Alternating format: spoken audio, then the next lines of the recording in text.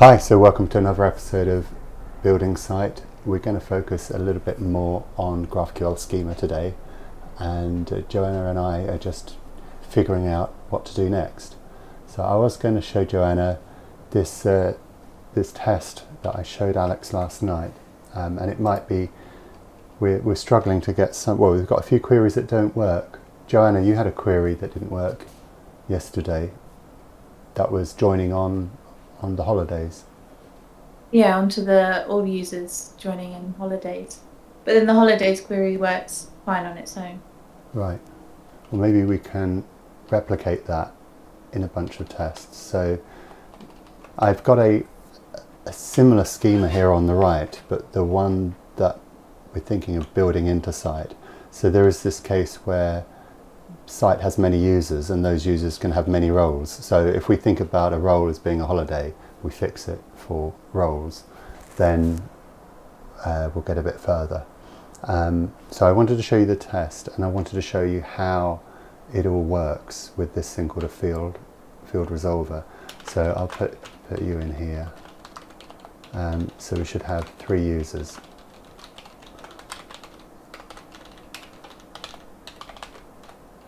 Okay, and I'm going to give I'm going to create a developer role, and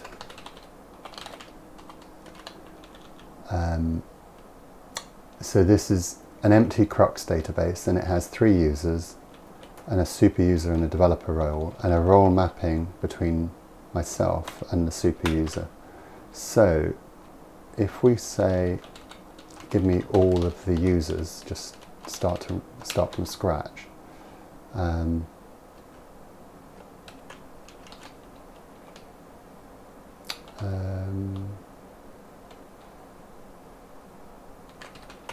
Hey, up here we just namespace not found. Hang on. Have I? Oh, it's probably because it's not compiling. So this is the GraphQL, and that's not. Okay. All right, and then we have. Yesterday we fixed things so that we can. We added an argument to query. This is all on a kind of branch, but what I wanted to show is, you see this result. So what we've done here is put a few resources into XT, and then the all users, so I can say all users name here, or all users email. So you can see the effect. So this is working. But what we'd really like to do is say all users roles. And at the moment that's saying that's failed to compile because field name roles is not defined on schema. But the nice thing about this test environment is that I can, because it's pulling in the schema file from where does it? It's pulling it in from this file here, this site schema. If we make this a role, for example, like role, then we shouldn't get that error. Or roles rather. Sorry, Johanna. No, it's good. It's much faster developing. Yeah, and debugging rather than kind of doing it all from the web and GraphQL, deploying it to prod and stuff. So yeah, so this is saying resolve field roles. So what's happening here in that to do is it's this line here. I'll put the line numbers on. It's line 51. Not quite sure why I do that, but anyway, So this is saying, oh well, I don't know how to resolve the field, because you have to give it a hint. This is what this cond is doing. So if we get down here, then it's just going to throw an error. It's a pretty simplistic thing at the moment. So there's a way of going from users to roles. So this is this join problem that we have. So putting up the schema again. You have to go from user to roles. So how do we do that? That we'll have to say, well, we know this is going to be a query, and the query is going to have it's going to be a little bit like the one that we've done up here. So let's copy this one down.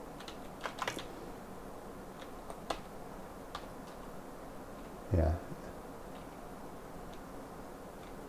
So we're going to find a role where the type is role, but now we've got to bind them onto the. Well, let's do it without that clause. So let's say find the role. Need to change that E to role. Oh yeah. Thank you.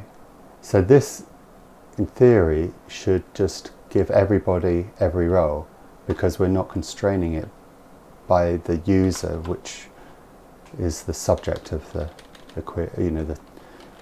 Not the subject, but the you'll see in the context. So this says we've got an empty map there.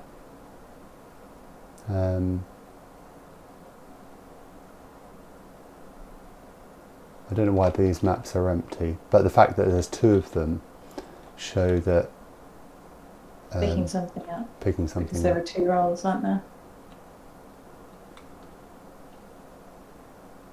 Yeah. So if we look at the code, it's saying read the string, the query string, and then execute it, and then for each result.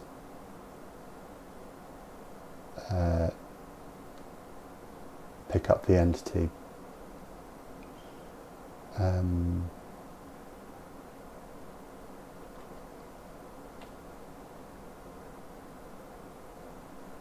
not sure why.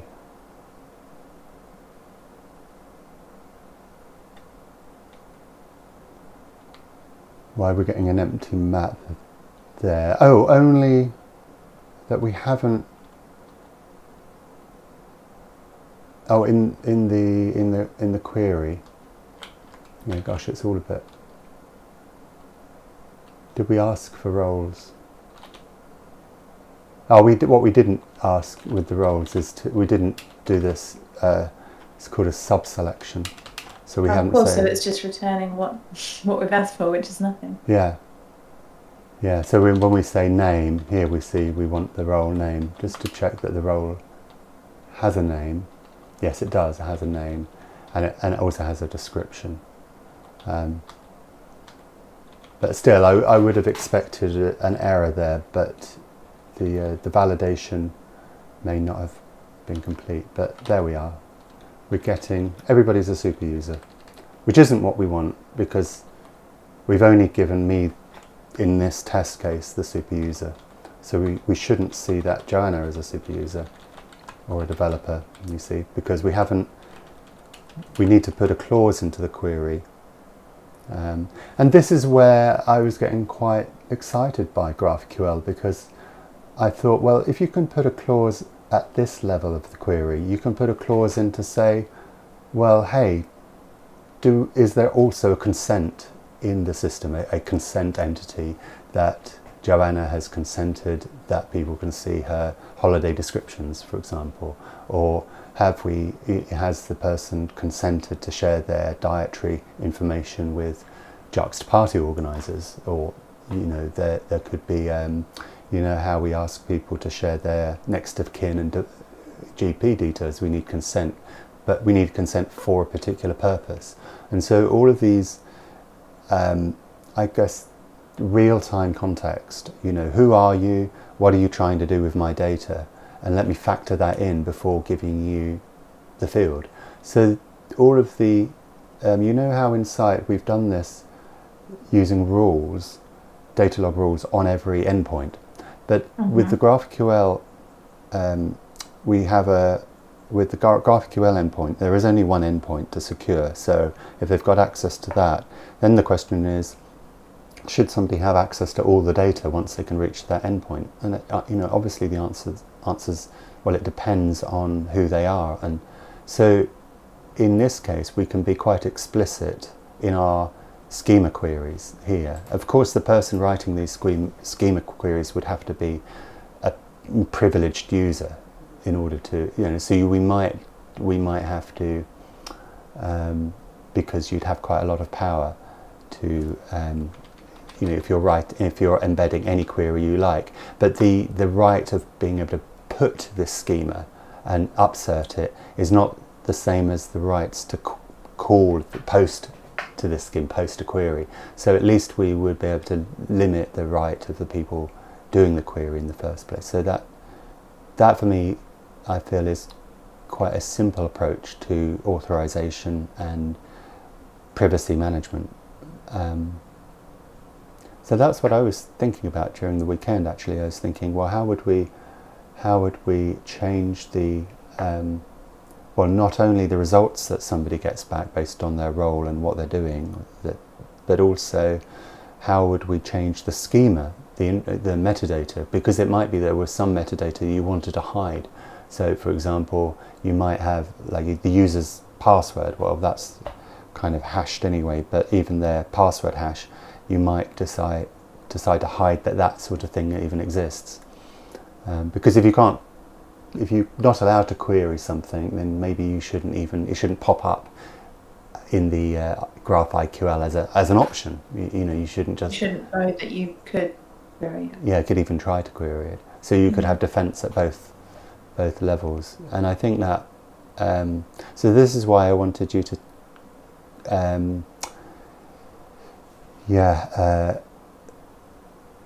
to have a think about what things in the holidays and timekeeping system. For example, one of the things that we do in the existing system is allow people to delete their own holidays, but we don't allow other people to delete the holidays. So, mutations.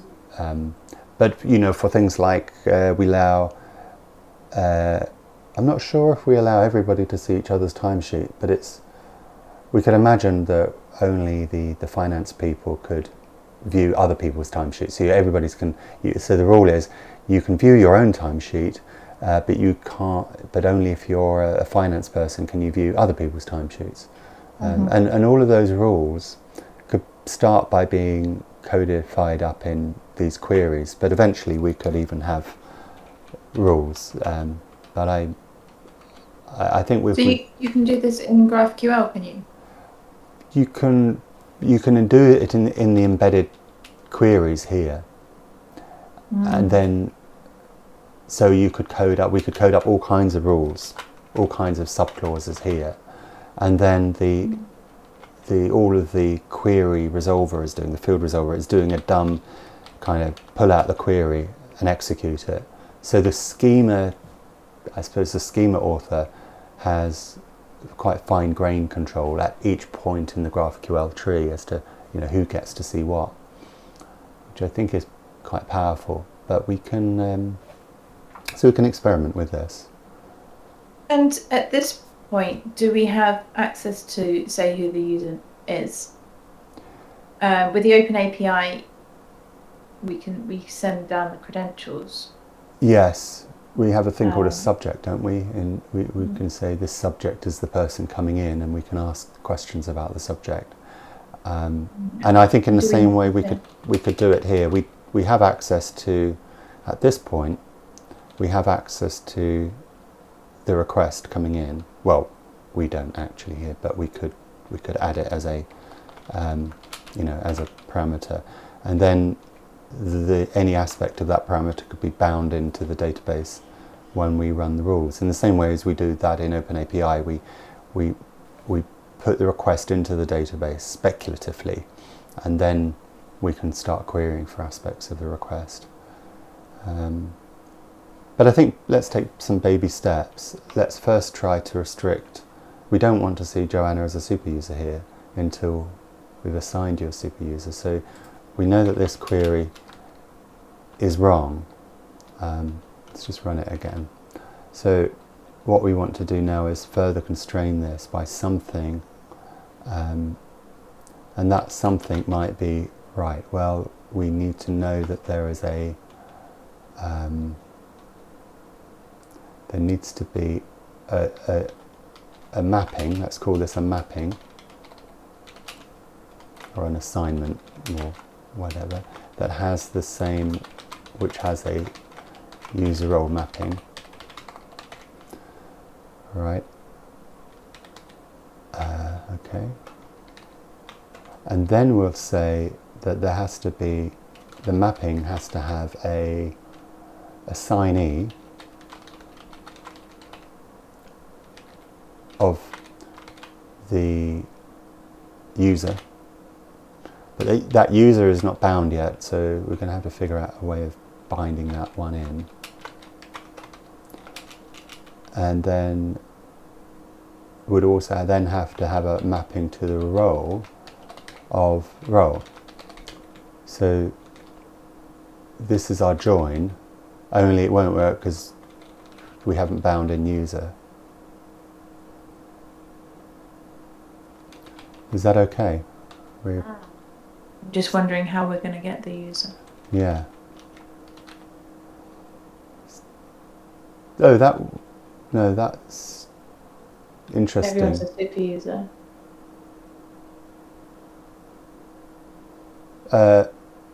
Yeah, that sort of worked, but only that's because... because only the super user is assigned. No one's assigned a developer. Yes. Yeah. And because user, because it's unbound, is actually then queried for all of the... So we've got to bind it. I don't know if that's the right expression, but because this is, in logic programming, this is called a free variable. So this can be anything, and therefore this will find multiple things. It will find every role and every user combination. But we've got to constrain this. So we could do that here. When we read the string, we can just associate an in clause. So we can say we're going to say where the user is the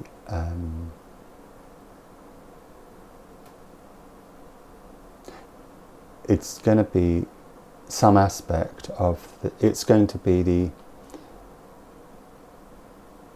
object. Well, okay, let's start by saying that where the user is a crux.db ID of this. So we'll just hard code the user identity to me. Because the thinking here is that we're changing the query by we're putting in an in. Oh, and then when we call the query, we have to provide. No, sorry.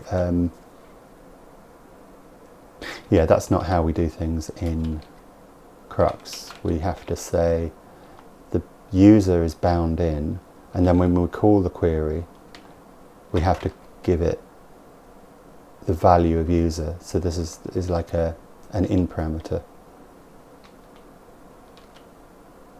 Do you remember these from your Crux tutorial? I do, a distant memory. Yeah. So, did that work? No. I mean, it did, because it's saying everyone's Malcolm, everyone's you, so it's right. User, right? Yeah, if I made that Alex, then... Oh yeah, you're right. Okay. Oh, that's good. Mm-hmm. So, now we need to find the object that is, I want to say scope, but scope is there's something else called scope in GraphQL, but it's the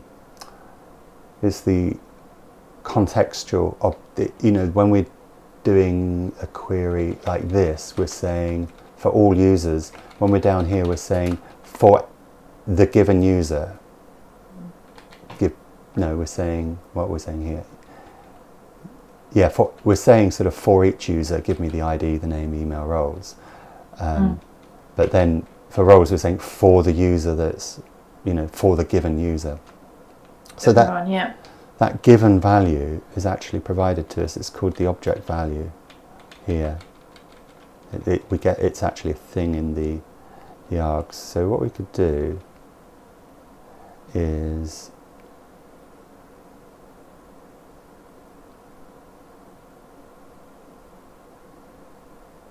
we can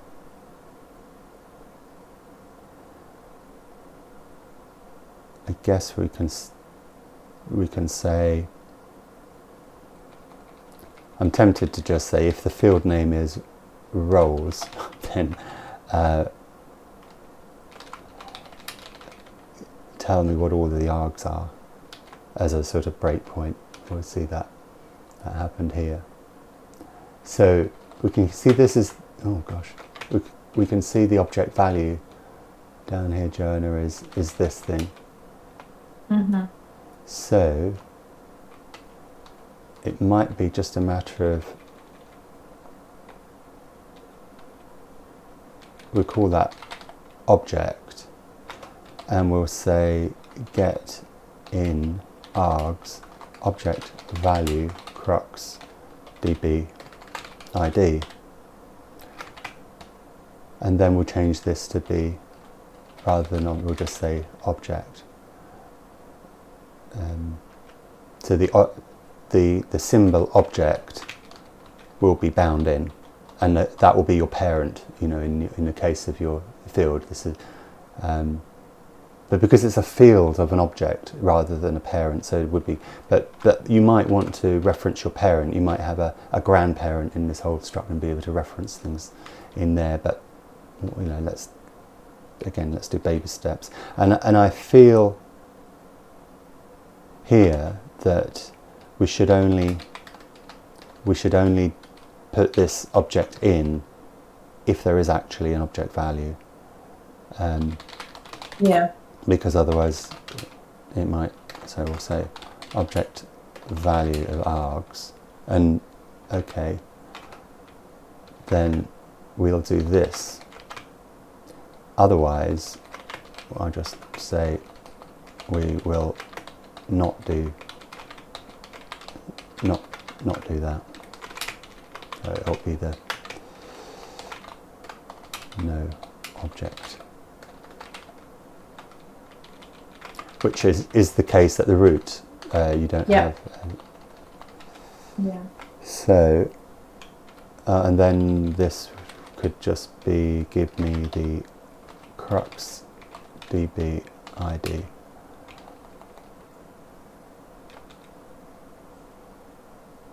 Yeah, I kind of, because that might also be nil, I think we should say get in args the object value crux db id, and then we can say we can put id in there.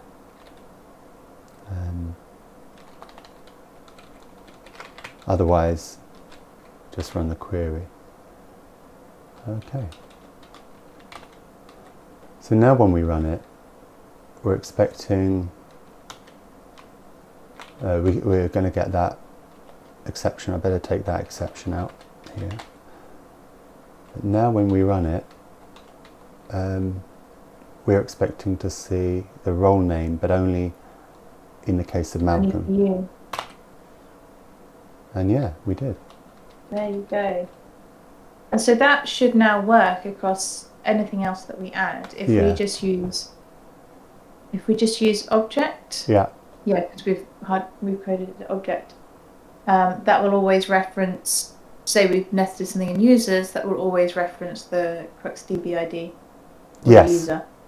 Yeah. How will that work with, so our nested, we've got all holidays as well as a query in card, and we've got the user nested under that, and that works, that's fine, you can do that by some kind of magic.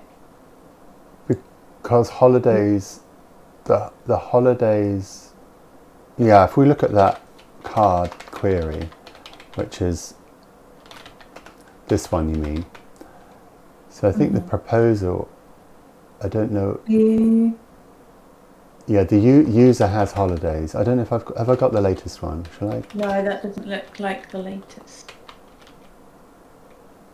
This is card.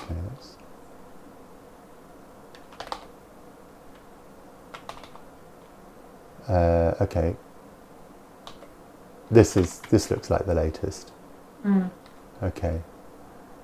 Yeah, and so this holidays object would be, well, first of all, we'd need to have an XDDB query here. And in the query, we would say, well, we're interested in anything that is a holiday, but we also want to constrain the holiday. Just let me find a holiday so we know what it looks like.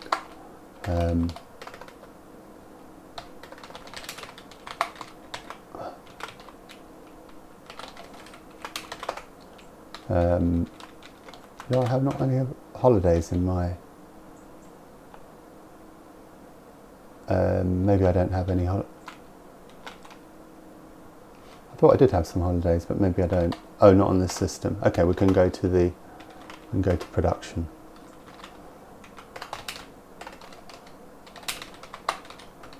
And we want to have tape. So these are the holidays. We have a look and see what one looks like. That's good. I was quite lucky I picked my own holiday from a GDPR perspective. So this is the user whose holiday this is Mal. So it's juxtpass alpha holiday. So let's go back here. We can say juxtpass alpha user must be the object. Yeah. So in order to get this working, I did want to just check that. Let's just add another user role mapping. Let's make you a developer, Johanna. And just check that that works. Yes, it does. So Alex doesn't have a role. You have the role developer, and I have the role super user. I just want to make me a developer as well, just to see that we get both roles through. Not that I don't trust the code, but I don't really trust the code. There we are. No, I only got myself mapping. Oh, because this is overwritten. How do we do this? Oh, because this should be developer, because otherwise it will overwrite. There we are. That worked. Okay, so we've got Yeah. we've got that one. So, given that works, we need to check in the code that we've written. So we'll just pop in the, we need to put the add GraphQL join and, or add GraphQL implicit object. I say it's inject into XT queries. Okay, I'll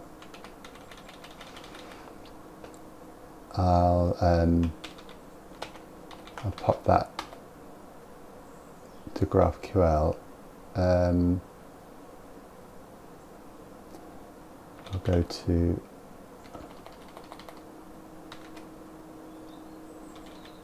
I'll just checkpoint these into the branch. I'll pop into the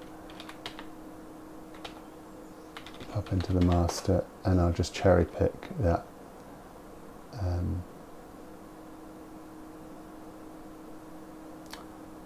Hang on, let's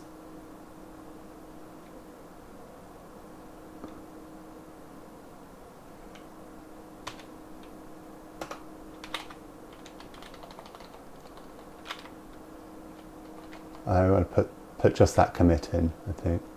So I'm going to pop that commit in and call that inject GraphQL object into execute queries. This is to support joins. And then we're going to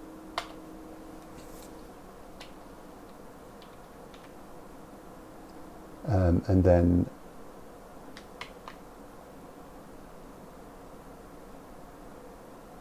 to add that to add role join, and that one is just a test at the moment.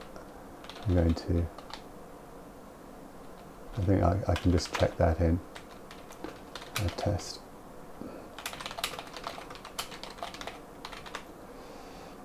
Okay, and now I think I'll go back to master and merge that. So now we'd be able to test it in production. So if we do a quick release here, and restart site and check it coming up.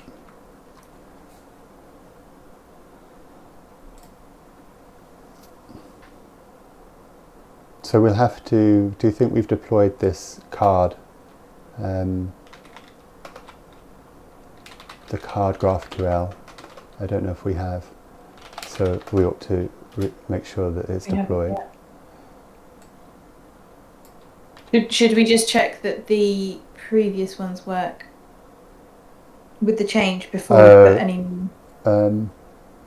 I don't know this current I don't know when the last time this was deployed in, but yeah, you're right. I did it this morning with my change that's not on the branch. Oh, okay. I know that it works for all holidays. For all holidays, okay, we'll try all that. All holidays, all users, and I've added the Slack profiles, which I now know needs to change. Right, I've got to log in again. Ah, this is where I just can't remember my password. So I'm going to pass.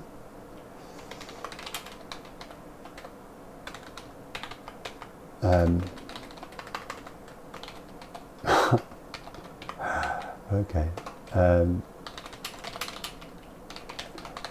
This is when I almost stream my super user password.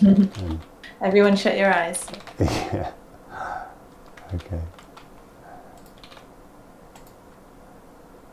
Okay, I'm in. So go to GraphQL. Wow, that worked. Okay, I'm going to get rid of this one. Oh, we got all holidays, Johanna. That looks good. So let's start date, email, run that. That's looking good. Yeah. So we'll recreate the. We'll put that schema, that new schema, into the.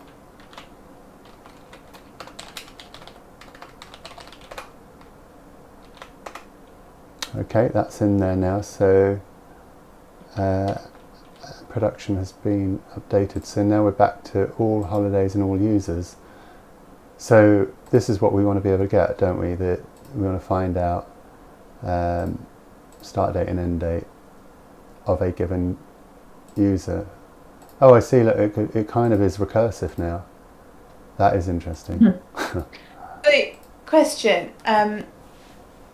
The join doesn't work, or didn't work for the users previously, but it did work for if you get the user from all holidays. Right. Is that because the user is an entity in itself and it's just returning you that? Yes, it's not really joining, because I think it's because there's a one-to-one correspondence which was working. So it was just doing an entity traversal. It was just traversing the graph. This is a bit different because we were saying this user might have many holidays, and so therefore we have to do a query. So that's my hunch why it wasn't working. But we can, Okay. for the holidays, we can say, give me all the holidays. Where do we put our logic, our join logic on user? So when we go from user, so if we were going all users, for example, right, let's do all users. Let's just get that working. These are all the users. So now we want to say, and give me when they're going on holiday.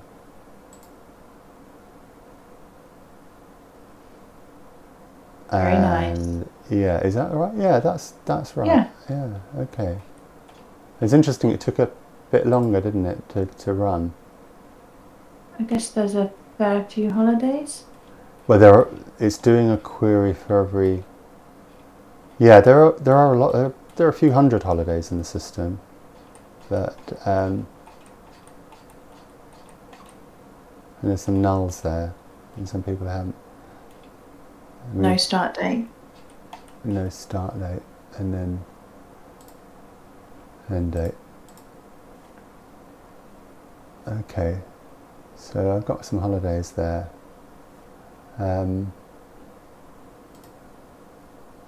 Yeah, I guess that's reasonable. And then we've got the documentation. Yeah, so yeah, it's making. That was a good session.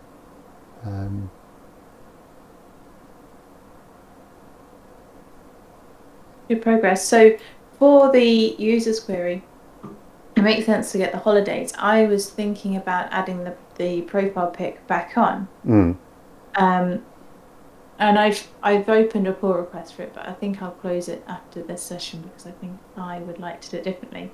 I can just add a new field on the user field, just called profile pic, and that could do a query to get the Slack profile pic for that user, couldn't it? I don't have to let this interface know that it's from Slack. No, cool. You can just choose as the schema author how it gets plumbed in, which is, I think this is the schema abstraction that you layer on top of we could call it a sea of edges. It's a graph. It's this kind of large, formless collection of data that is, that's just lots of relationships, and then somebody needs to come along and say, give that kind of large collection of relationships to give it meaning. You're going to say, well, I want to interpret this data in a particular way, and you're saying, well, I would like this to be their picture, and you're making that decision, that determination of what you consider. So you're layering your structure over an existing data set, which is a very, very different thing to how most people think about data. The way that most people think about data is they start with the schema. They say, I'm going to create a table, and the table is going to be called users, and I'm going to have these columns. And in fact, they have to do that before they can even insert a user. So a record, I don't want to use the word complex, but I will in this case. A database record, complex data and structure into the same thing. You can't, and it's hard to tease those concepts apart if you're so used to relational databases. But in fact, if you do separate the two, you have this very powerful notion that you can allow multiple interpretations of data to coexist. So one application can kind of create a lens and view data in one way. So your holidays application, but somebody else might create a finance application, and they're talking to the same data. And so this ability to repurpose data and reuse it for multiple different applications is an absolute cornerstone for how we're thinking about joining up data, because if you don't have that, what you end up with is every application has its own database, and that's typically how organizations organize their data. They'll have one database for sales and one database for accounts, and they'll be in these silos, and they'll create services around those silos, and they'll do the integration at the network layer. Those things will be microservices, and however they're justified. The problem stems from the fact that the data in each database is specialized for the purpose of the application for which it's being used. So this is an interesting approach, and I think it might be, if we can build authorization on this too, this is why I think GraphQL is making it a bit easier for us to explore and experiment with these concepts. Although the open API is very nice, I think this is the nice thing about GraphQL is specifically this thing here. It actually has this concept of schema. Can't see that it's behind our faces, but Yeah. Oh, yeah. Well, how do I? Yeah. There we are. Yeah. It has this notion of schema. So, yeah.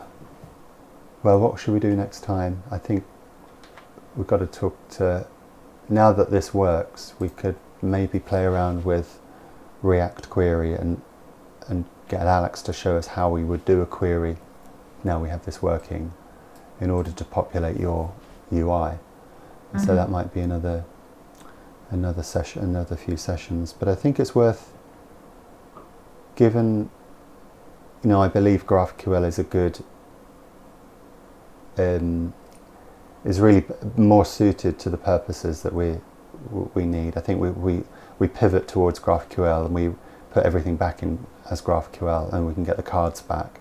And it's a big change, but I feel it will give us more productivity next time. And I think once we've got this, we can motor really quickly, and we can build the timesheets and holidays. We've still got to do all the tick stuff and the calculations, because those won't be in the database, but we can put those in the client.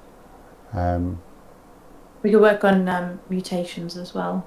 That's another side to GraphQL. Yeah, and I think we probably could release a holiday system where people can use GraphQL and put their own holidays in. If we had the authorization working, at least we got something for people to use, and so we could start building apps in this interface, a bit like the way that we used to give our clients Swagger interfaces in the old days, to say, hey, we didn't have time to build a UI, but here's some Swagger, go play. It's one that was made earlier. Yeah. So I think this will be enough for at least, people who work at Juxt, who mostly are all technical, and then that will give us a bit of time. They'll then be using that, and we can then start working on Kath's reports and just give her queries to use. And when we're happy that we've got the data shapes right, we can then go and supplant the interface with some nice UIs.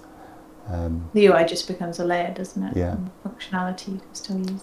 Yeah, one of many. You could have other people could write Slack Choose your theme integrations this week. Yeah, exactly. Well, that was good, and I think that wraps up that episode. All exciting stuff for the next few, so stay with us, stay tuned, and we'll see you next time. Bye everybody, bye from me. Bye from me.